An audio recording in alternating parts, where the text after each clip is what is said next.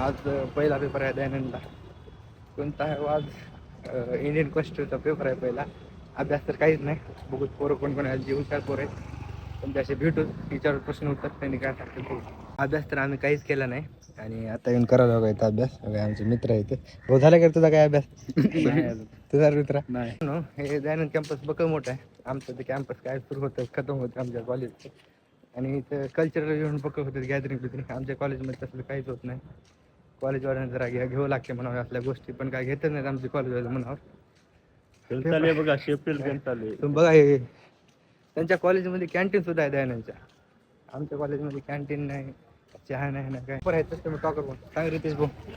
अरे काय झालं का बरं? तुझा मित्र तुझा झाला मित्र झालं ना? हा एक नंबर रितेश भाऊ तुझा सांग जाऊ दे. झाला रे सगळं झालं. पेपर कसा येईल? आमचा पेपर झालेला आहे. मी तर लिहिला 20 पेज लिहिला, पण आमच्या पर्शाने लिहिलाय. पर्शा किती मार्क लिहिला तर सांग? 30 मार्काचा पेपर होता, आपण 40 मार्काचा ठेवला पेपर. 18 पेजेस लिहिला पेपर.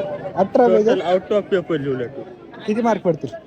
मार्क 24 वरून मार्क पडतील असा कॉन्फिडन्स दर्शक. माझं तर काही खरं नाही.